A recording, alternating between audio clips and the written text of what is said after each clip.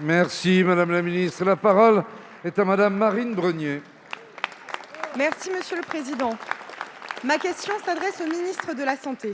Monsieur le ministre, depuis plus d'un an, vous aimez rappeler avec fierté partagée que lorsque la Covid s'est invitée en France, à l'heure du premier confinement, les Français se rendaient tous les soirs à leurs fenêtres pour applaudir nos courageux soignants.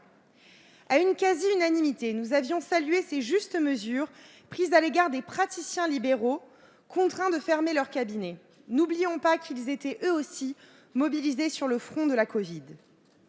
Depuis plusieurs semaines, de nombreux professionnels de santé libéraux ont eu la désagréable surprise de recevoir une missive leur réclamant de rembourser une partie ou la totalité des aides reçues pour la période de fermeture forcée.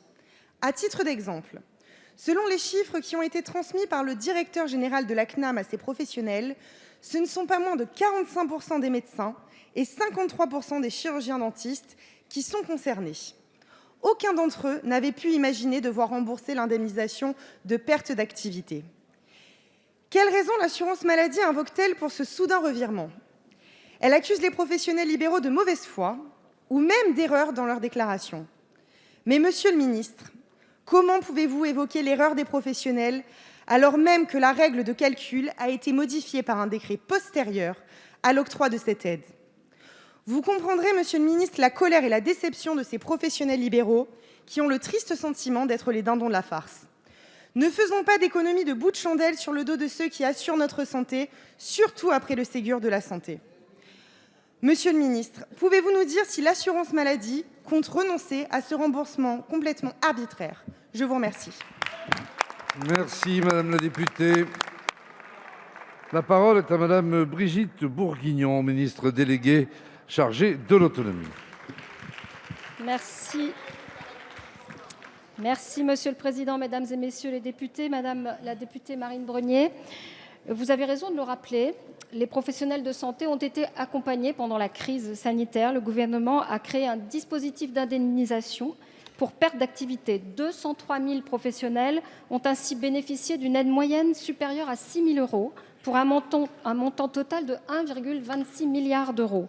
Les avances effectuées en 2020 ont été définies sur la base de données déclaratives et donc provisoires afin de verser les avances, bien sûr, le plus rapidement possible. Le calcul de l'aide définitive est effectué au vu de l'activité de l'ensemble de la période concernée par le dispositif de mars à juin 2020, c'est-à-dire 3 mois et demi.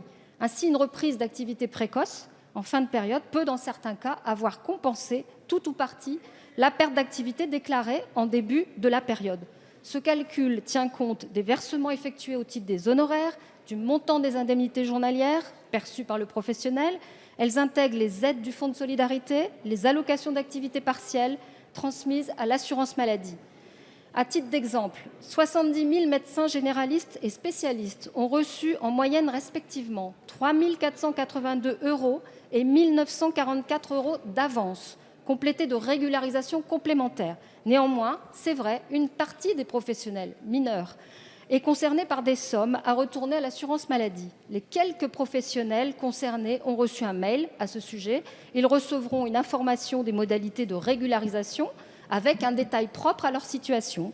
Soyez assurée, Madame la députée, qu'ils ne seront pas mis en difficulté et l'échelonnement du remboursement pourra s'étaler sur 12 mois. Merci, Madame la députée. Oui, merci Madame la Ministre, mais la moitié des praticiens, ça n'est pas mineur. Et à quoi doivent s'attendre les restaurateurs et commerçants? Je vous remercie.